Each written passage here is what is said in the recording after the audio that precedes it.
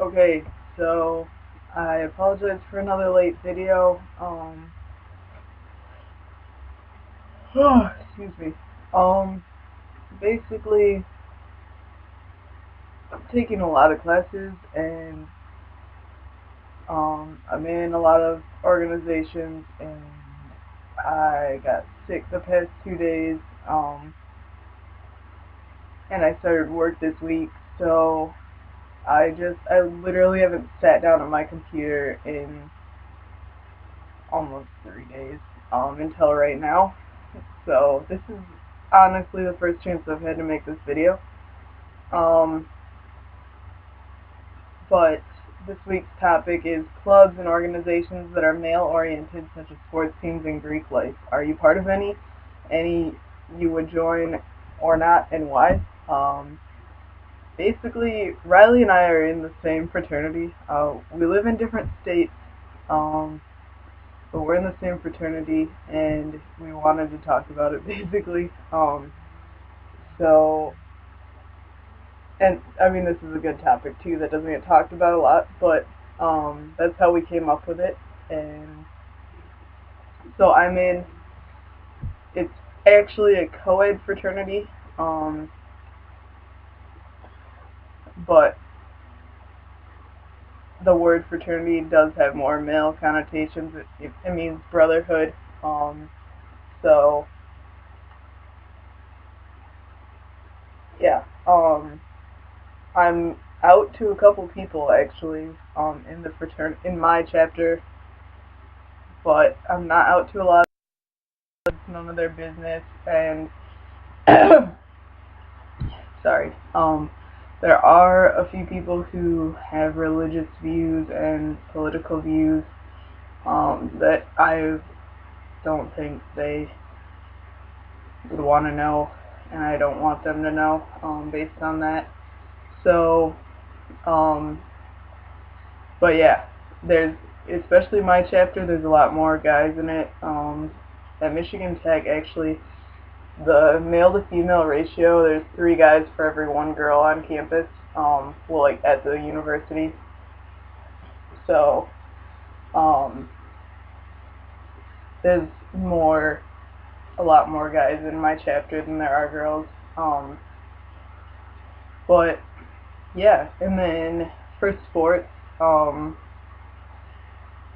anything physical really, I try to stay away from right now. One, I'm out of shape. And two, anything that's like a guy's league is gonna be a lot more rough than what I can handle right now.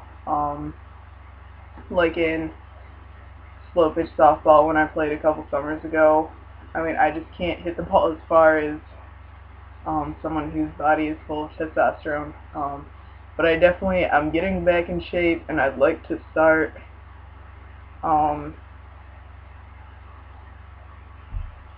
building some muscle so I can hang with the guys like when we go hiking and stuff. But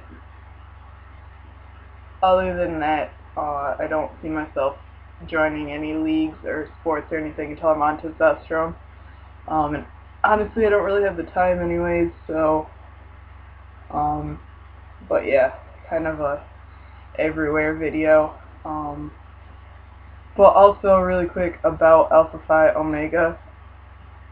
It is a national service fraternity, and it's co-ed, but it's not just for people who identify as male or female. On the national registry, they do have a transgender option. I personally just put male, but there is a transgender option. They don't go through and cross-check. And O'Reilly had some problems when he was trying to join other fraternities where his local chapter didn't care that he was trans, but the national office would reject him because his gender marker didn't say male on like his driver's license or whatever. So that's awesome. And if you don't identify um, in a strict binary, then that's a nice option to have. So I definitely suggest checking out your local chapter if you're in college. There are even some chapters in Canada, so that's pretty sweet. And I think there's some other countries too, but yeah, I'm sorry for the long video, but I'll hopefully be making my video on time for next week. And we are running low on topics, so if you have anything you want us to talk about, even if it's a repeat, let us know, because we're pretty low on topics. So